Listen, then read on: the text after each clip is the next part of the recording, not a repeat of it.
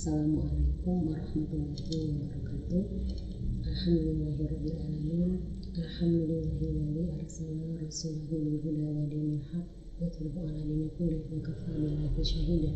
Asyhadu an la ilaha illallah wahdahu la syarika lah wa asyhadu anna Muhammadan abduhu wa rasuluh. Allahumma shalli ala Muhammad wa ala ali Muhammad wa ala ashabi ajmain. Rabbi shrah li sadri wa yassir li amri wa hlul min lisani yafqahu qawli. Rabbana zidna ilman warzuqna fahman wa amalan mutaqabbalan bi rahmatika ya arhamar rahimin. Amin ya rabbal alamin. Baik, dengan Mbak Angel di studio pada pagi menjelang siang hari ini. Di Obsesi kita akan kembali membahas satu pembahasan permasalahan yang kembali terangkat kembali gitu ya. Kenapa dikatakan kembali? Karena sebetulnya kalau kita bicara tentang pembiayaan pendidikan gitu ya, pembiayaan kurikulum itu kan sebetulnya sudah merupakan hal yang baru.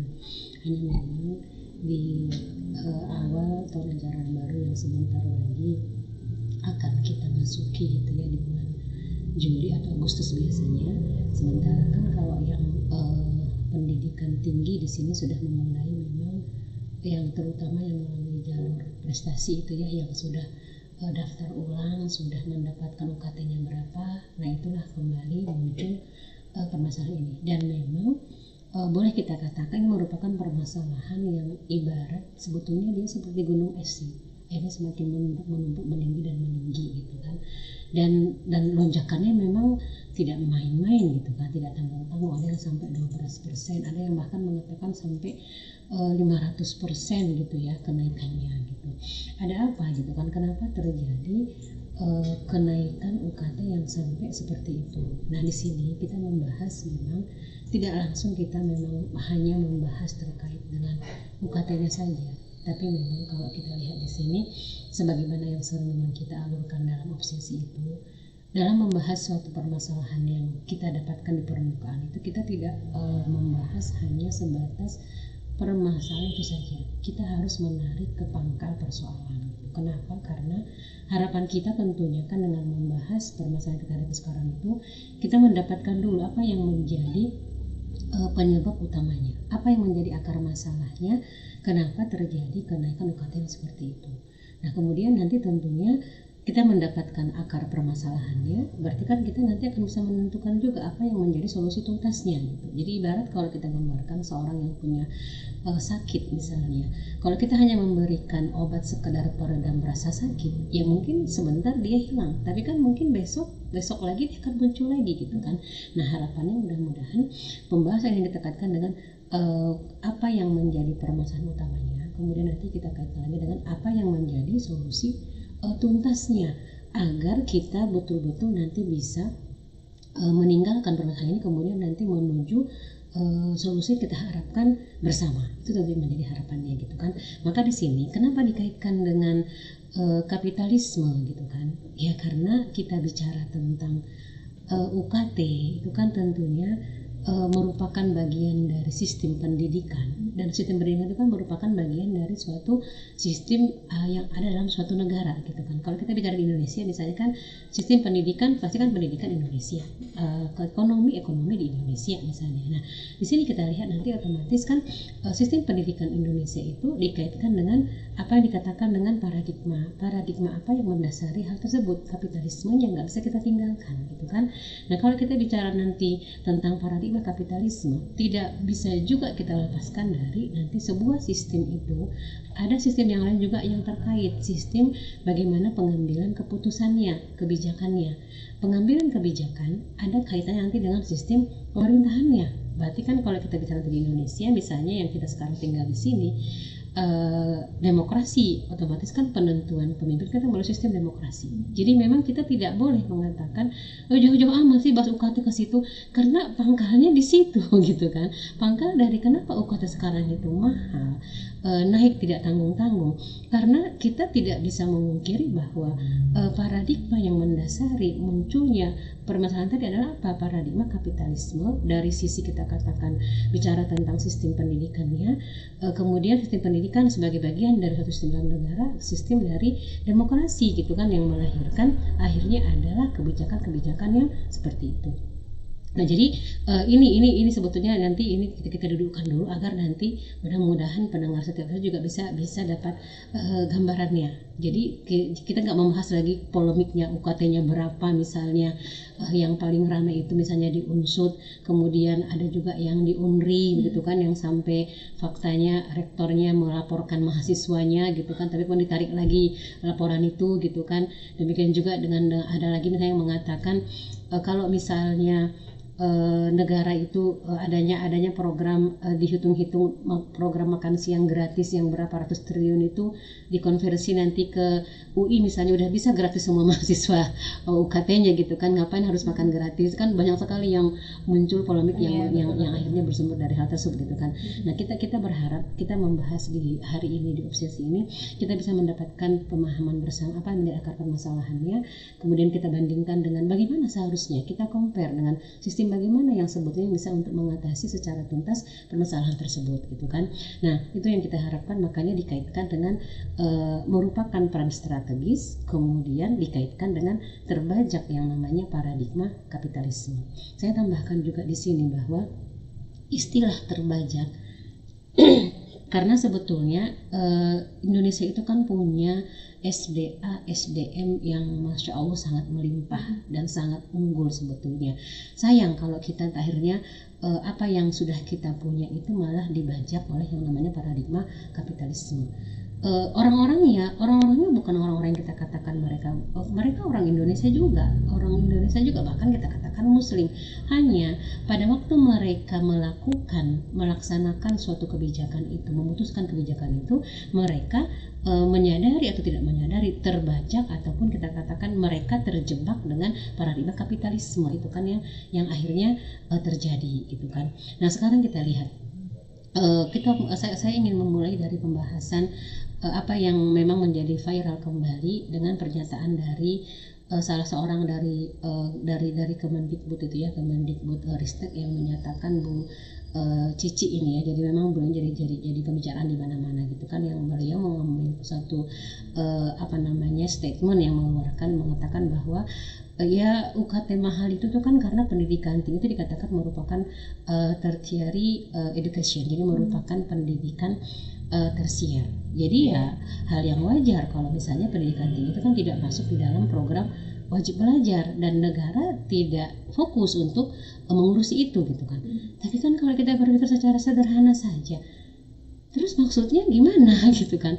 Jadi negara hanya wajib 12 tahun belajar sampai SMA. Terus kenapa? Pertanyaan langsung muncul dari para generasi muda kita. Terus kenapa kalau mau ngelamar harus S1? Kalau gitu bikinlah kalau gitu persyaratannya minimal SMA. Sekarang mana lagi ada SMA persyaratan? Kalau dia misalnya nggak diurus oleh negara, kemudian dikatakan merupakan pendidikan yang dia dikatakan tersier. Oke, nggak apa-apa dia pendidikan tersier. Ada pendidikan primer, ada pendidikan sekunder, ada pendidikan tersier. Tapi kan kalau kita berpikir secara logika sederhananya, kenapa negara tidak fokus mengurusi itu? Apakah negara tidak ingin masyarakatnya cerdas, masyarakatnya pintar? Karena bagaimanapun negara kalau ingin mencapai peradaban yang unggul, itu salah satu yang berpengaruh adalah bagaimana pendidikan. Maka kita katakan posisi strategi pendidikan dalam meraih yang namanya peradaban unggul.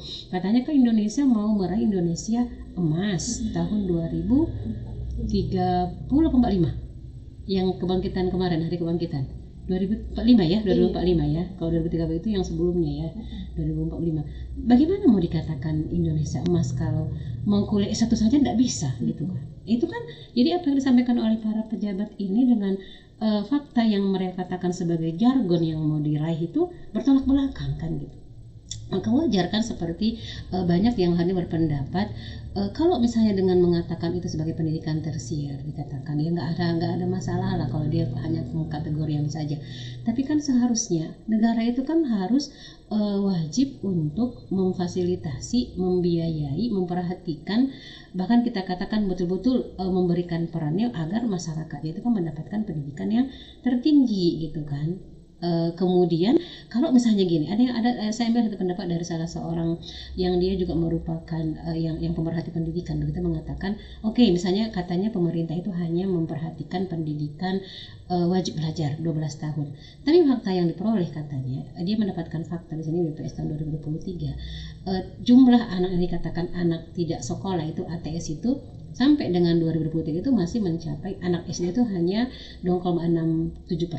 Kemudian anak SMP itu yang dia masih ATS gitu, yang diartikan dia tidak menyelesaikan sekolah itu masih 6,93%. Anak SMA SMK masih 21,61%. Dari detik.com. Artinya kan udah lama juga program wajib 12 tahun itu.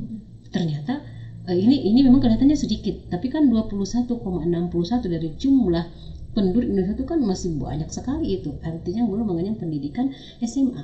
Berarti kalaupun katanya pemerintah itu fokus kepada wajib belajar 12 tahun, tidak memikirkan, tidak fokus ke yang satu, ini juga nggak beres gitu kan. Nah, artinya kita lihat di sini ada sesuatu yang menjadi kekeliruan itu, ada kesalahan gini kan, ada kesalahan paradigma dari bagaimana negara itu dalam menerapkan sistem pendidikan. Kalau kita nanti bicara dengan sistem pendidikan tinggi lah kita katakan kan, yang merupakan salah satu strategi mereka untuk meraih yang namanya peradaban yang unggul pada suatu negara itu, ternyata kita lihat dari sisi kebijakan 20% persentase anggaran untuk pendidikan itu ternyata memang untuk pendidikan tinggi dia hanya pada angka sekitar 0,5 pada 0,3%. Itu untuk pendidikan tinggi.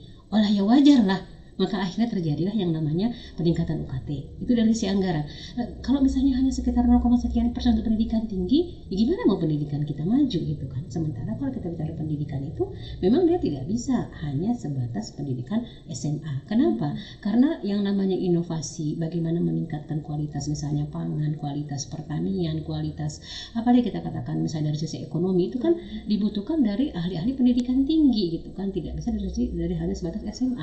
Kalau hanya 0, sekian persen anggarannya, kemudian ya gimana mau perguruan tinggi bisa mengharapkan ada peranan negara di situ gitu. Nah, kemudian yang satu sisi yang lain kita katakan apa yang terjadi pada kondisi hari ini juga dengan pendidikan tinggi yang seperti itu, kemudian ada lagi diiming-imingi, kemudian dibikinlah yang namanya peraturan tentang adanya perubahan status perguruan tinggi. Mereka dialihkan ke situ. Yang dikatakan yang unggul mereka harus punya dikatakan sebagai status PTBHMN, PTNBH, kemudian BLU. Nah, salah satu yang menjadi kriteria nanti dikatakan kalau dia sudah meraih 2 kriteria ini, dia dikatakan menjadi otonom, diiming-imingi otonom, kemudian masalah keuangan juga dia otonom. Nah, makanya ini yang mendasari mereka ada undang-undang yang diatur oleh dari Kemendikbud itu menyatakan perguruan tinggi yang dia sudah meraih status yang dikatakan tadi BHMN, PTNBH, kemudian BLU itu dia diberikan kewenangan penuh untuk menentukan bagaimana keuangan termasuk UKT-nya. Nah, ini yang kita katakan kok bisa ada undang-undang yang seperti ini diloloskan kan gitu yang jadi pertanyaannya. Nah, ini tadi dikatakan permasalahan sekarang itu ada 2 menjadi sumber utamanya. Yang pertama karena yang kita katakan tadi dari sisi paradigma sistem pendidikan kita sudah ke arah kita katakan paradigma kapitalisme, kemudian kebijakan-kebijakan peraturan-peraturan yang mendukung apa yang menjadi kebijakan yang terjadi dengan pelaksanaan pendidikan itu dia di bawah kita katakan sistem demokrasi yang mereka memang mengambil undang-undang, mengambil keputusan itu tanpa memperdulikan bagaimana nanti kondisi rakyatnya. Nah, jadi itu yang kita katakan 2 hal yang sangat mendasar yang mengakibatkan kondisi yang terjadi hari ini gitu. Karena kita bicara tentang UKT, sebetulnya permasalahan yang terjadi itu karena kan kita itu kan butuh biaya untuk pendidikan. Siapa yang mengatakan pendidikan tinggi gak mahal? Ya memang mahal. Yang menjadi masalah itu mahalnya pendidikannya, siapakah yang bertanggung jawab kan itu. Nah, kalau diberikan tanggung jawab itu kepada rakyat 100%, sementara rakyat punya permasalahan yang lain banyak, sembako naik, BBM naik, ini naik, lama lagi UKT naik, terus rakyat mau ngadu ke siapa lagi kan gitu. Nah, negara, konteks negara, kenapa negara juga membingungkan tentang pembiayaan negara ini? Ditambah lagi dengan kalau mau jadi penguasa pun modalnya mahal. Jadi pas dia jadi penguasa kan dia harus balik modal dulu. Ini kan jadi hal yang fakta yang kita dapatkan. Otomatis mereka mengambil keputusan pun dalam konteks demokrasi itu pasti mereka mengutamakan apa? Kepentingan mereka dulu lah, karena kan mereka yang menentukan hukum. Nah, ini kan kita lihat bagaimana kebatilannya gitu kan. Padahal kalau Indonesia itu misalnya punya nggak sih kekayaan yang bisa membiayai negara ini? Punya. Tapi kan para ekonom mengatakan kenapa dikasih ke asing dan asing mengelolanya. Itu kan yang menjadi masalah. Ibarat kalau kita rumah tangga, kita punya sumber penghasilan, tapi kita kasih dikelola orang lain. Kita hanya minta-minta ke yang mengelola. Ya morat-maritlah keluarga kita gitu kan. Kenapa nggak kita ambil alih itu? Kita yang menguasainya, kita yang mengelolanya, kemudian untuk kita gitu. Makanya wajar dari akibat dari demokrasi tadi itu, peraturan tentang SDA itu memberikan pintu gerbang yang seluas-luasnya buat asing dengan asing itu untuk menguasai kekayaan Indonesia. Jadi negara bagaimana? Di negara sibuklah ngurusin pajak, semua mau dipajak gitu kan. Kekayaan itu diserahkan ke yang lain, dapatlah mungkin kita berapa persen gitu ya. Tapi buat siapa itu yang berapa persen itu? Buat mereka juga, buat rakyat. Nah, itulah sebetulnya sumber permasalahannya.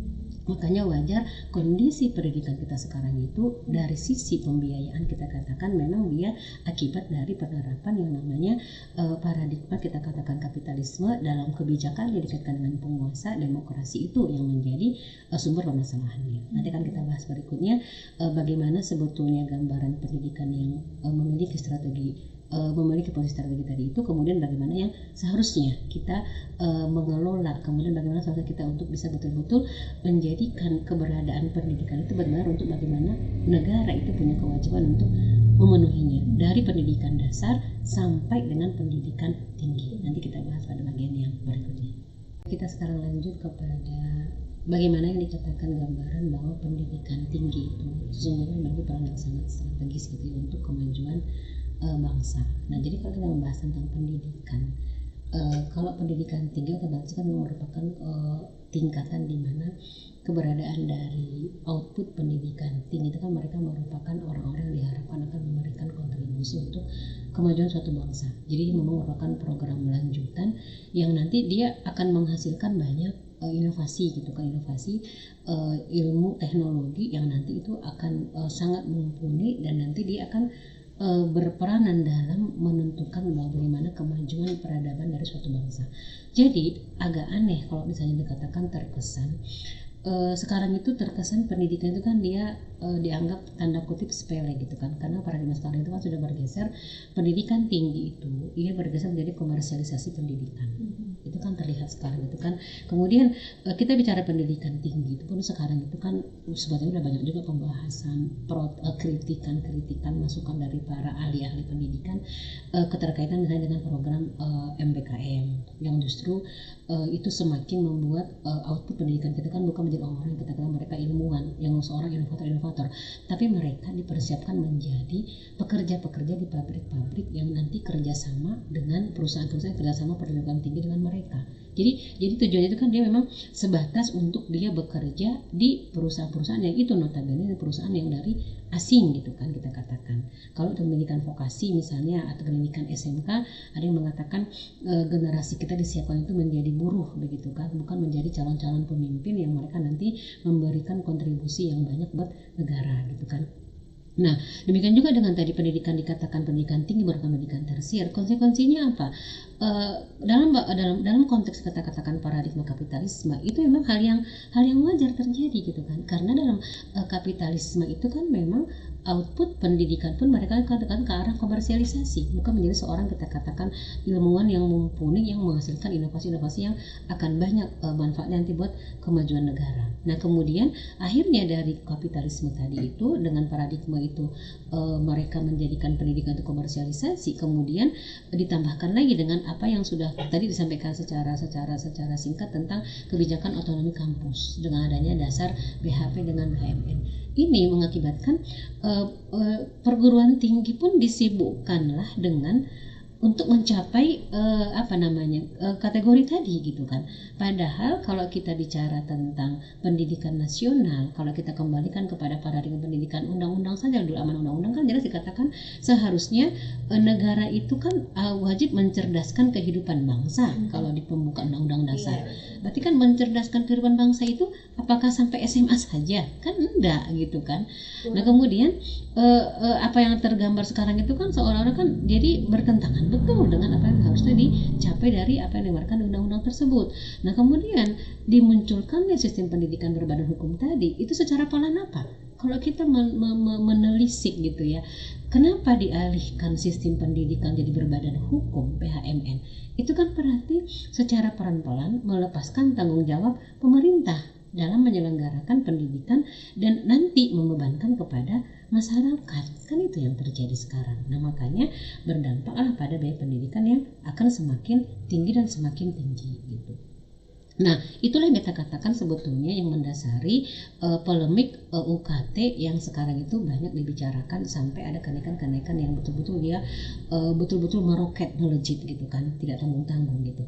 Nah angka-angka yang seperti itu ya jelas kita katakan perguruan tinggi yang diotonominya sudah diberikan oleh negara dengan status yang dikatakan dari BM tadi itu, maka dia punya kemandirian di situ. Makanya ada juga beberapa perguruan tinggi mereka tidak menaikkan, ada yang dia menaikkan. Jadi diserahkan betul-betul oleh pemerintah yang harusnya sebagai yang memfasilitatornya itu nanti malah diserahkan betul-betul kepada perguruan tinggi itu. Bagaimana mereka berkreasi untuk bisa mengelola betul-betul keuangannya. Ini kan sebagai pertanda tadi bagaimana negara semakin lama akan melepaskan tanggung jawabnya terhadap penyelenggaraan pendidikan tinggi tersebut. Nah ini kita katakan akibat dari kondisi dua hal tadi. Dengan adanya tadi PTNBH kemudian PTNBMU. Nah itu menjadi sesuatu yang digambarkan tahta tertinggi begitu ya, yang diiming-iming oleh setiap perguruan tinggi. Maka sekarang pun kalau tidak salah kayak di sini itu kan kayak Winsu itu kan, Win Syahada itu kan mereka sekarang sudah PTNBH. Itu mereka sekarang lagi mengejar bagaimana nanti bisa menjadi PTNBLU nanti tingkatan berikutnya mereka menjadi PTNBH. Itu nanti akan semakin betul-betul itu dianggap sebagai tahta pendidikan tertinggi gitu kan. Nanti mereka betul-betul mandiri, otonom penuh terkait dengan bagaimana pengelolaan keuangan mereka. Jadi ini dikatakan merupakan kampus yang dikatakan privilege, betul-betul punya ya ini sendiri, modal sendiri, bersaing dengan kampus yang lain. Nah ini kan terlihat, masih kita katakan kan ada negara di situ gitu kan. Jadi mereka betul-betul bersaing masing-masing gitu. Ini mengakibatkan kita katakan dunia perguruan tinggi akhirnya pun apa? Karena mereka sibuk dengan capaian-capaian yang tadi. Akhirnya kan perguruan tinggi itu kan lumpuh. Mereka juga tidak lagi terlalu banyak mengkritik bagaimana negara ini dan sebagainya karena disibukkan dengan capaian-capaian yang tadi gitu. Makanya sempat juga kemarin kan banyak perguruan tinggi yang mencoba mulai angkat bicara, tetapi banyak juga mengatakan kalau bicaranya cuma sebentar di kampus ya ada nggak efeknya? Nggak ada juga gitu kan. Akhirnya balik lagi dengan kesibukan untuk meraih tahta-tahta yang tadi gitu kan, dari perguruan tingginya, dari rektoratnya maupun dari semua sekitar akademikanya. Itu yang kita katakan. Akhirnya teralihkanlah ke situ. Mereka disibukkan dengan bagaimana meraih uang agar perkuliahan mereka berjalan dengan lancar semuanya, kegiatan berjalan lancar karena negara tidak peduli lagi. Oh tadi cuma 0,sekian persen diberikan negara gitu kan.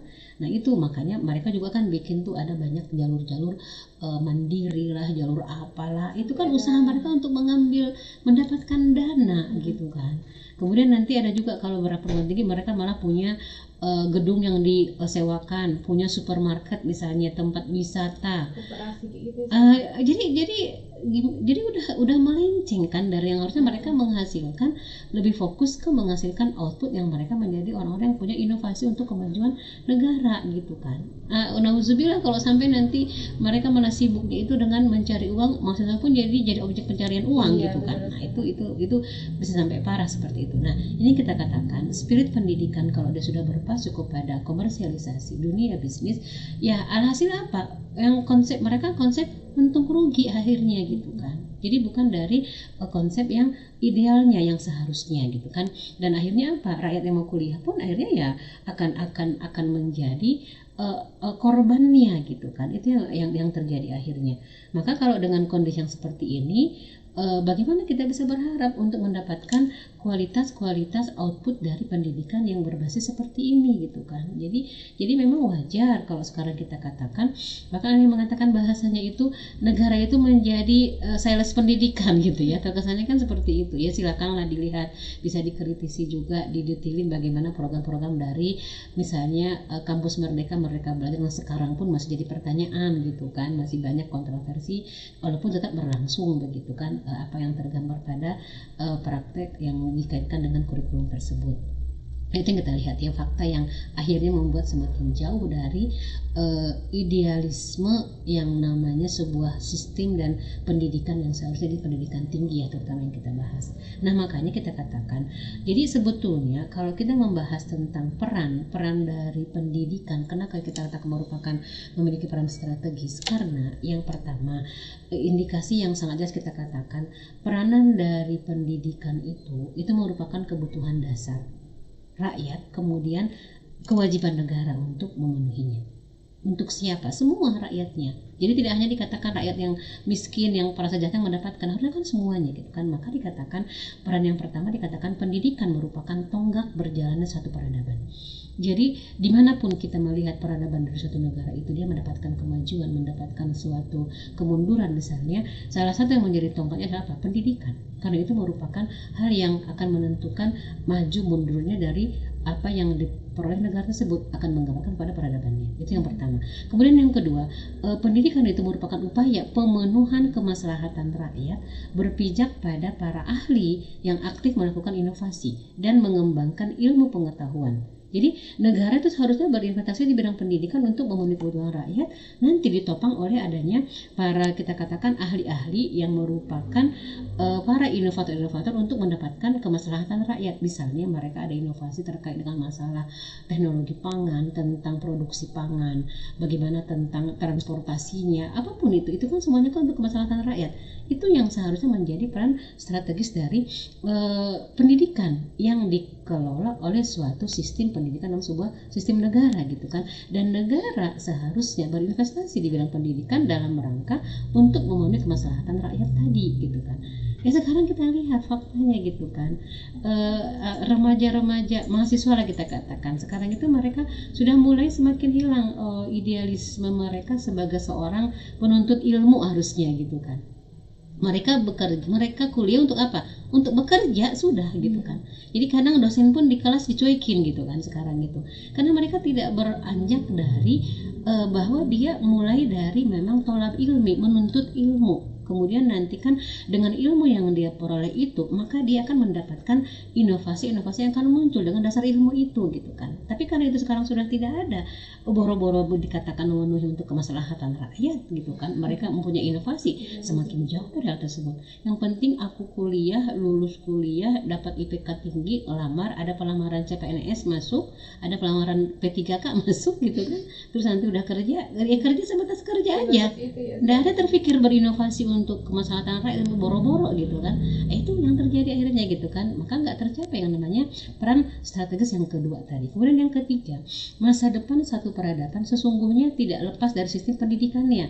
Maka sudah selayaknya negara menaruh perhatian terhadap hal ini. Nah, kita lihat sekarang dengan 3 peran strategis ini, dengan kita gambarkan tadi fakta kerusakan baru dari satu sisi terkait dengan penyelenggaraan terkait dengan UKT-nya gitu kan, dengan sistem kapitalisme yang memang melahirkan itu, yang memang tidak akan mampu gitu kan mewujudkan 3 peran dari pendidikan tersebut gitu kan.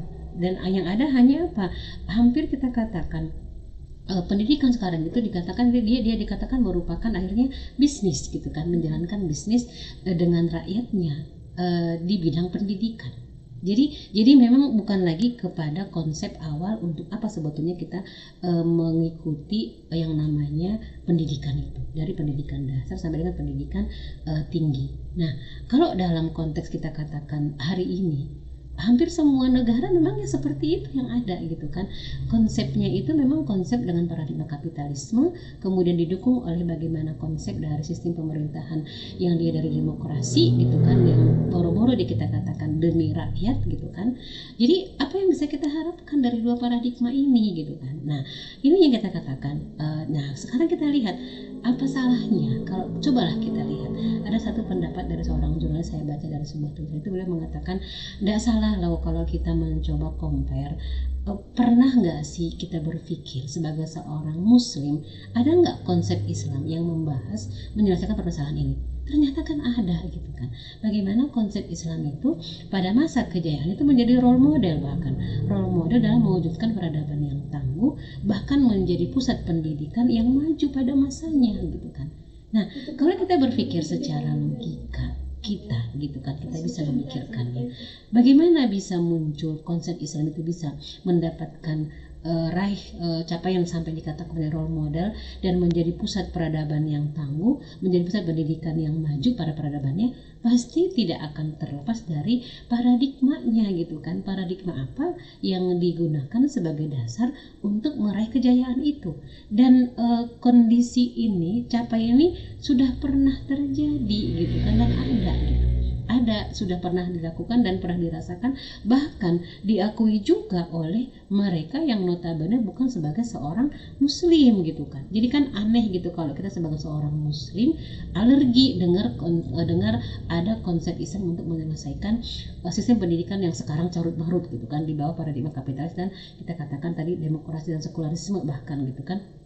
Nah, tentunya di sini berarti kan kita lihat malah kita seharusnya kan malu gitu ya, kok bisa yang mereka kita katakan para ilmuwan-ilmuwan dari barat yang mereka bukan sebagai seorang muslim, mereka menilainya bukan didasarkan keimanan karena mereka bukan seorang muslim, mereka mengakui itu bahwa Islamlah sebagai sebuah sistem dikatakan pernah menjadi role model untuk sistem pendidikan yang betul-betul belum ada yang pernah mengalahkannya sampai dengan hari ini gitu. Nah, kalau dia mengatakan begini, iya gimana? Karena sekarang itu kan kita memang bukan sistem Islam. Iya memang. Kita kan ini sekarang sedang berbicara carut marut, ada permasalahan. Kita mau nggak berubah kan begitu kalau konsep kita katakan filosofisnya mau berubah. Kalau mau berubah berarti kan ya memang kita harus mencari solusi yang kita bisa betul-betul melepaskan diri dari kondisi yang sekarang ini gitu kan. Apalagi kalau kita mengatakan kita mengaku sebagai seorang muslim, sebagai seorang muslimah begitu kan. Tentunya harusnya dasar keimanan kita itu yang menjadi landasan kami itu menentukan solusi gitu kan. Tidak langsung alergi karena mendengar kata-kata seolah-olah dikatakan Islam itu malah nanti jadi menjadi permasalahan gitu kan. Nah, coba dipelajari, coba dicari tahu. Nah, kita lihat ternyata dalam perspektif itu kan dikatakan kenapa menjadi role model, karena yang pertama menjadi mendasar itu adalah dalam perspektif Islam pendidikan itu sebagai kebutuhan dasar. Nah, kalau kebutuhan dasar berarti dalam sistem Islam itu terus siapa yang memenuhi kebutuhan dasar itu? Ya siapa lagi? Negara lah gitu kan. Kan negara itu bisa jadi negara karena ada warga negaranya, karena ada rakyatnya. Terus dia bisa jadi penguasa karena dipilih rakyatnya kan. Ya kita nggak bicara sekarang ya, sekarang dipilih rakyat tapi gimana setelah dipilih gitu kan. Ini kita bicara konsep Islam. Nah, dalam perspektif Islam dikatakan bahwa yang namanya pendidikan merupakan kebutuhan dasar. Kalau kita kembali kepada dalil saja, bagaimana Allah menyatakan jelas dalam wahyu pertama saja Allah mengatakan kan Iqra bismi rabbikal ladzi khalaq. Berarti kan memang pada ayat ini saja kita mengatakan Allah merintahkan manusia itu mengkaji fenomena yang ada di sekitar dia, melakukan proses berpikir, mengibaratkan ilmu bahkan sebagai pelita kehidupan, menerima kehidupan. Maka agar ini tercapai bagaimana seorang muslim itu punya kewajiban untuk menuntut ilmu sebagai kebutuhan dasar. Para penguasa mengemban amanah pemerintahan, berarti mereka juga wajib memenuhi kebutuhan dasar dari rakyatnya gitu kan. Maka antara rakyat dengan penguasa, kita katakan antara individu, berarti kita katakan masyarakat itu masyarakatnya, kumpulan individunya, kemudian negara, masing-masing memang punya peranan yang harus mengoptimalkan peranannya masing-masing, dan itu semuanya harus dilandasi oleh apa? Dilandasi oleh karena diperintahkan Allah, ganjarannya mendapatkan pahala. Kalau kita tidak melaksanakan dengan optimal, tidak benar, ganjarannya mendapatkan dosa. Pemerintah bisa jadi pengkhianat, nauzubillah, buat rakyatnya gitu kan. Nah, warga negaranya pun akan tunduk kalau pemerintahnya juga adil gitu kan, melaksanakan dengan bagaimana seharusnya dalam Islam. Nah, ini sebenarnya konsep perspektif dasarnya. Nah, nanti di dalam bagaimana mengkaitkan dengan pendidikan tinggi pun sama gitu kan. Jadi memang kalau dikatakan pendidikan itu mahal, tapi kalau sudah dikatakan negara punya kewajiban memenuhi kebutuhan dasar rakyatnya dari pendidikan rendah sampai tinggi, itu di mana adanya? Memang di Islam itu diatur seperti itu, dan pernah itu mendapatkan penerapannya itu terjadi dan menjadi suatu yang menjadi panutan buat seluruh negara-negara yang lain. Nah, kenapa tidak kalau sekarang itu diterapkan dengan kondisi kita mempelajarinya dulu? Coba compare antara sistem pendidikan dalam Islam itu dengan sistem pendidikan yang sekarang kita rasakan di bawah paradigma kapitalisme, kemudian sekuler dan demokrasinya. Nah, itu yang kita katakan. Jadi memang betul-betul dalam sistem pemerintahan dalam Islam itu memang dia memang dari landasan itu sudah diatur gitu. Asal tadi masing-masing berperanan sesuai dengan perannya masing-masing dengan landasan karena keterikatan kepada apa yang menjadi aturan Allah dan Rasulnya. Yang jadi pertanyaan yang berikutnya gini, iya tapi gimana negara itu bisa memenuhi biaya yang mahal tadi gitu kan? Tadi kita udah ngungkap sedikit, Indonesia kaya enggak? Kaya. SDA-nya jangan ditanya. SDM-nya pinter-pinter orang Indonesia gitu kan.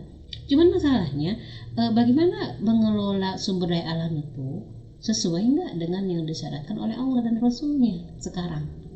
Tidak, ya kan sistem kapitalisme. Nah, dalam Islam ada yang namanya dikatakan itu pemasukan negara itu kan di dalam Baitul Mal. Jadi Baitul Mal itu merupakan sumber pemasukan buat negara yang nanti itu digunakan sebesar-besar untuk kepentingan dan kemaslahatan rakyat. Kalau dalam sistem demokrasi kita compare lah sedikit, apakah kekayaan negara itu untuk sebesar kepentingan rakyat? Di undang-undangnya iya gitu ya. Di undang-undangnya kan Mbak Angel ya. Di undang-undangnya iya. Faktanya untuk kepentingan golonganku, keluargaku, dan seterusnya. Nah, dalam Islam tidak seperti itu. Nanti ada horoj, ada jizyah, ada ghanimah, ada unsur, ada sumber-sumber kepemilikan umum yang tadi misalnya tambang itu nanti kan dia dikelola oleh negara, tetapi digunakan untuk kemaslahatan rakyat seperti tambang itu semuanya lah. Sekarang kan faktanya tidak. Jadi kalau dalam Islam itu digunakan semuanya untuk pembiayaan yang mahal tadi, karena kan pendidikannya juga harus bermutu. Nah, nanti dari situlah maka nanti akan didapatkan yang namanya pendidikan yang tidak hanya murah, gratis, kemudian dia berkualitas dan untuk semua rakyatnya. Dan itu mustahil kalau kita bicara dalam sistem pendidikan dalam paradigma kapitalisme dengan sistem pemerintahan demokrasinya, kemudian dengan sekulerismenya. Dan ini yang kita katakan, coba kita sesekali main dulu lah agak jauh gitu ya, compare dulu antara bagaimana Islam mempunyai solusi yang sudah tuntas betul-betul dan pernah terbukti untuk menyelesaikan permasalahan. Nah, mudah-mudahan nanti sebetulnya nggak bisa kita bahas nih kalau dalam obsesi ini kan kulit-kulitnya saja. Mudah-mudahan nanti itu menjadi suatu pandangan yang baru. Oh iya ternyata permasalahan UKT ini pun Islam itu membahasnya, iya. Dan Islam itu punya sistem pendidikan yang betul-betul memposisikan di mana semua warga negara itu punya hak untuk menjadi orang yang pintar, orang yang menjadi seorang yang sangat menjadi inovator gitu kan. Tapi semuanya itu dalam rangka apa? Dalam rangka ketakwaan mereka kepada Allah. Kemudian apa yang dia raih itu, apa yang dia peroleh itu, ilmunya itu semata-mata untuk kepentingan kemaslahatan masyarakat rakyat gitu kan, bukan untuk kepentingan pribadi, keluarga, ataupun golongannya. Nah ini kita katakan yang sangat berbeda sekali dengan konteks kalau kita bahas dalam pandangan kapitalisme gitu ya. Nah itu sebetulnya memang yang kita gambarkan sudah betul-betul berbeda dari sisi perspektif awalnya, dan Islam ternyata menjamin semua itu dan betul-betul bisa memberikan suatu gambaran kepada kita. Ya memang rakyat itu memang harus dilayani oleh penguasa, kan penguasa juga punya kewajiban itu kan untuk bagaimana dia sebagai pelayan rakyatnya dalam konteks Islam loh ya. Tapi kalau konteks demokrasi kan berbeda lagi, makanya coba kita compare secara betul-betul semua sisinya gitu kan, dan ternyata memang Islam itu yang betul-betul sesuai dengan bagaimana fitrah manusia, dan itu sesuai dengan bagaimana yang kita harapkan. Dan yang paling penting lagi, ada satu yang menjadi hal yang paling mendasar, karena kita selama mengaku sebagai seorang muslim, harusnya konsekuensi keimanan kita, semua sistem kehidupan kita pun tidak boleh keluar dari keimanan kita gitu kan. Artinya keluar dari apa yang menjadi perintah Allah dan Rasulnya, dan Islam punya. Makanya coba dipelajari, kemudian nanti silakan setelah dipelajari Islamnya, mungkin sekarang sudah menjadi seorang ahli di bidang ekonomi, di bidang pendidikan, di bidang pertanian, di bidang pertambangan. Nah jangan lupa coba bandingkan, bagaimana saya juga pengen tahu nih Islam mengatur tentang hal itu. Nah silakan dipelajari, dan ternyata semua itu di dalam Islam ada. Bagaimana itu akan bisa didapatkan kalau sekarang mau kuliah aja susah gitu kan? Bagaimana mau jadi ahlinya kalau sekarang itu kuliah aja susah gitu kan? Ya bisa kan nggak usah kuliah, ya bisa juga sih memang, tapi kan itu jadi permasalahan umum gitu kan.